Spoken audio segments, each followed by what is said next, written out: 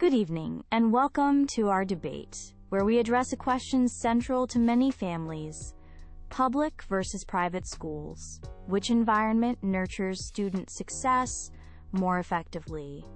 This evening, we have the privilege of hearing from two distinguished guests who bring a wealth of experience and strong convictions to this discussion. Arguing for the merits of public education is Mr. Samuel Green, a dedicated public school teacher with decades of experience. And advocating for private schooling is Ms. Olivia Chen, the esteemed principal of a renowned private academy. Our debate will proceed with opening statements from each speaker, followed by rebuttals, a moderated discussion, and finally, closing statements. We encourage a respectful and insightful exchange of ideas. Let's begin. Thank you, Dr. Vance.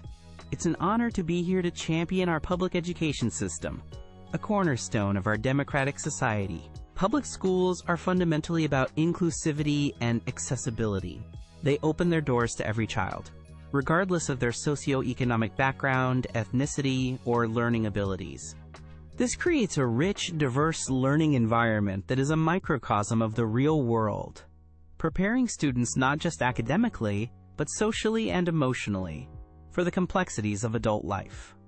Imagine the breadth of perspectives a child encounters daily, from classmates whose families have different cultural traditions to those who face varying economic realities. This exposure cultivates empathy, tolerance, and a nuanced understanding of society. Moreover, public schools are committed to providing equal opportunities. While resources can be a challenge, the core mission remains: to equip every student with the foundational knowledge and skills necessary to pursue their dreams. We have countless dedicated and highly qualified teachers in the public system, professionals who work tirelessly, often with large classes and limited budgets, because they believe profoundly in the potential of every child. They are not just educators, they are mentors, counselors, and advocates for their students. The curriculum in public schools is comprehensive, designed to provide a well-rounded education that spans arts, sciences, humanities, and vocational training. This holistic approach ensures that students can discover their passions and develop a broad skill set. It is this commitment to universal access and comprehensive education that makes public schools indispensable. They are the bedrock upon which an informed and engaged citizenry is built, fostering shared values and a sense of community that transcends individual differences. Public schools strive to level the playing field, offering specialized services for students with disabilities, advanced programs for gifted learners, and support for English language learners. This dedication to meeting diverse needs is a testament to their inclusive philosophy. The social skills developed in such an environment, negotiation, collaboration, conflict resolution with peers from all walks of life, are invaluable assets that serve individuals throughout their personal and professional lives. This is real-world preparation in its truest form. Thank you, Dr. Vance and Mr. Green. I appreciate the opportunity to present the distinct advantages that private schools offer in fostering student success. Private schools, by their nature, are able to offer a more specialized and often resource-rich educational environment. This isn't about elitism. It's about providing choices that cater to specific learning styles, interests, and needs. One of the most significant benefits is smaller class sizes. This allows for more individualized attention from teachers, enabling them to tailor their instruction and support to each student's unique learning journey. When a teacher has fewer students, they can delve deeper into subjects, foster more interactive discussions, and provide more comprehensive feedback. This personalized approach can significantly enhance a student's understanding and engagement. Furthermore, private schools often excel in offering specialized programs.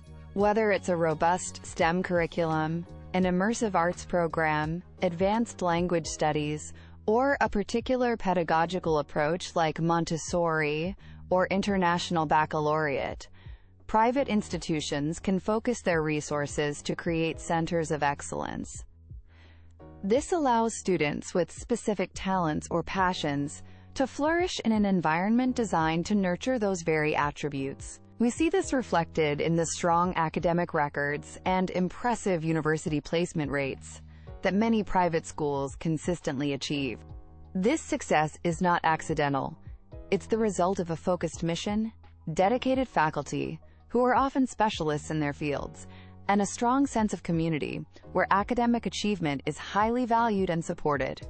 Parents choose private schools for a variety of reasons, but a common thread is the desire for an environment that closely aligns with their educational philosophy and their child's specific requirements.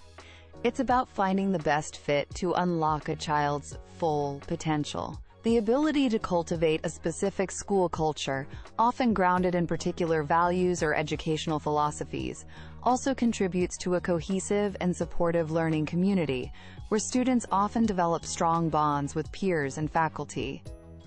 Moreover, private schools often have greater flexibility in curriculum design and pedagogical innovation, allowing them to adapt quickly to new educational research and trends.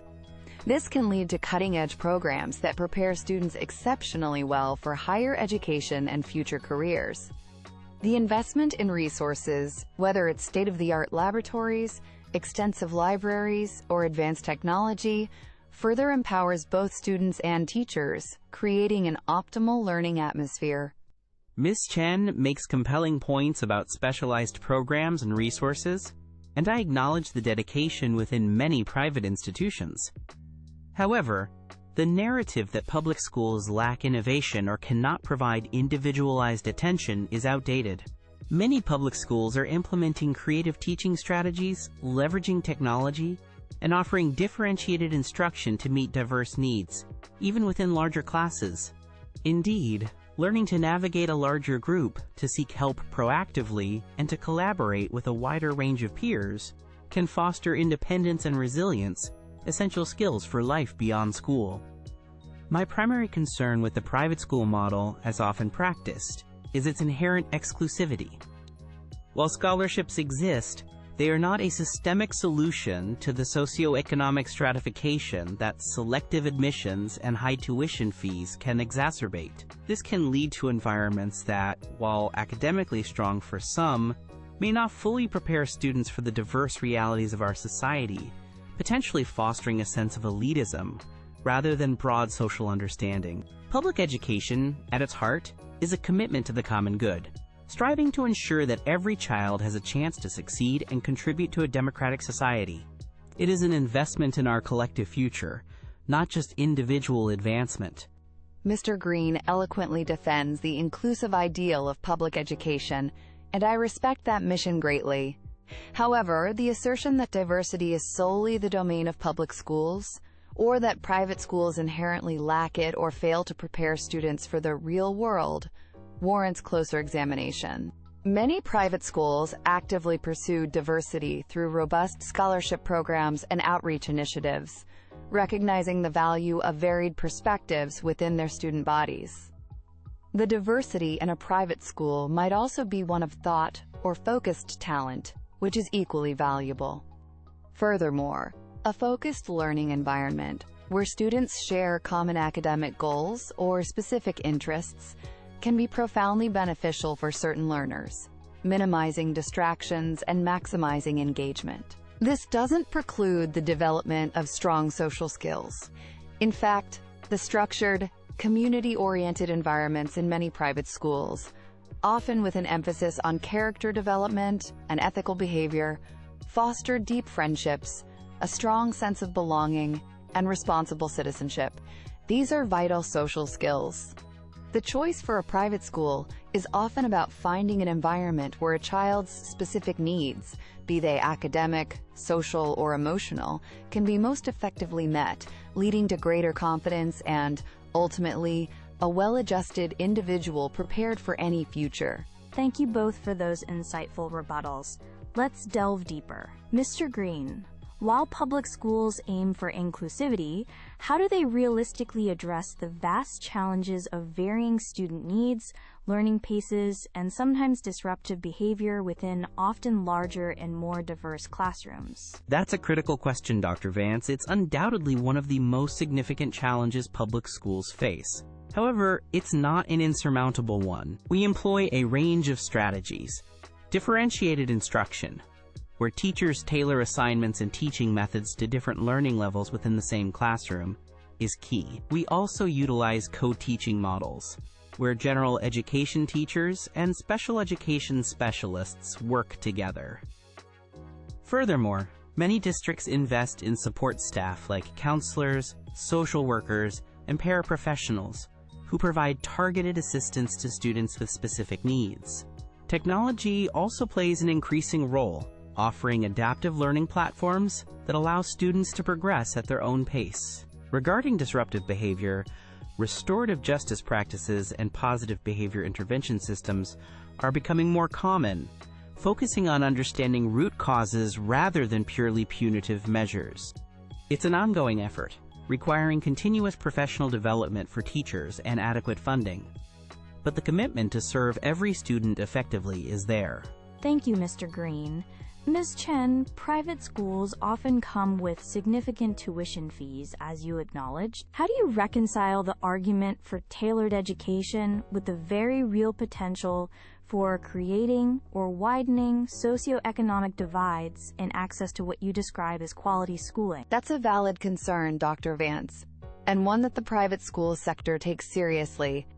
It's a misconception that all private schools are prohibitively expensive or cater exclusively to the wealthy. Many private schools, particularly those with religious affiliations or specific missions, have modest tuition fees and are deeply committed to providing financial aid and scholarships. A significant portion of our school's operational budget, for instance, is dedicated to needs-based financial assistance. The goal is to make our unique educational offerings accessible to a broader range of students who would thrive in our environment. We actively fundraise and seek endowments to support these scholarship programs. While it's true that private education represents an investment for families, the choice reflects a prioritization of specific educational values or needs. It doesn't inherently diminish the importance of public education, but rather offers an alternative for those seeking a different approach. We believe that a diverse educational landscape with both strong public and private options ultimately benefits society. Interesting perspectives from both of you. Considering the future, what is one key area where either public or private schools, or perhaps both, must evolve to better serve students in the rapidly changing landscape of the coming decade?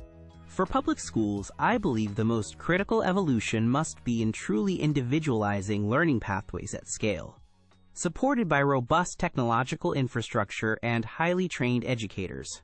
This means moving beyond standardized approaches to genuinely nurture each student's unique talents and address their specific learning gaps, ensuring they are prepared for a future that demands adaptability and critical thinking. For private schools, while many are already innovative, the key evolution lies in expanding accessibility and demonstrating even greater public purpose. This could involve forging more partnerships with public schools, sharing specialized resources or expertise, and significantly increasing scholarship endowments to ensure that the benefits of tailored education are available to a more diverse student population, thereby enriching our own communities and contributing more broadly. In closing, I want to reiterate that public schools are more than just buildings where education happens. They are the vibrant heart of our communities and the bedrock of an equitable society. Their unwavering commitment to accessibility means that every child, regardless of circumstance, is given the opportunity to learn, to grow, and to dream. The diversity within their walls is not a challenge to be overcome, but a strength that enriches the learning experience, preparing students for a multifaceted world. Public education fosters holistic development, nurturing not just academic skills, but also social responsibility, critical thinking, and an appreciation for democratic values. Our dedicated teachers and staff work tirelessly to meet the needs of all learners. To ensure they can continue this vital mission, public schools need and deserve our unwavering support, robust investment in their resources, and a collective belief in their profound importance. They are an investment in our shared future, a future where opportunity is truly for all. As we conclude, I trust it's clear that private schools offer a valuable and distinct choice in the educational landscape, one that effectively meets the diverse needs and aspirations of many students and families.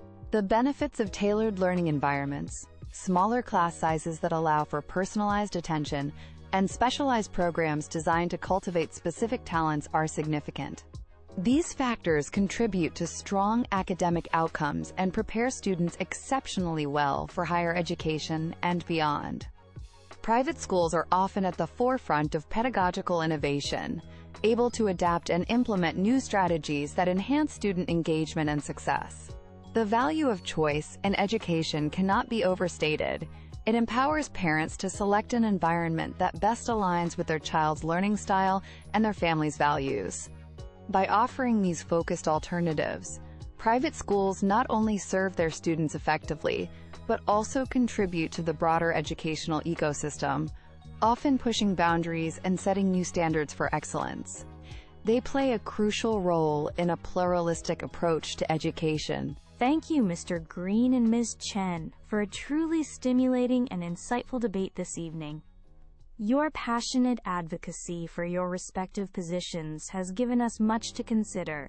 You've clearly articulated the distinct philosophies and practical benefits of both public and private schooling, highlighting the complexities involved in choosing the best educational path for a child. We encourage our audience to reflect on these diverse perspectives as they consider this important issue. Thank you for joining us. This concludes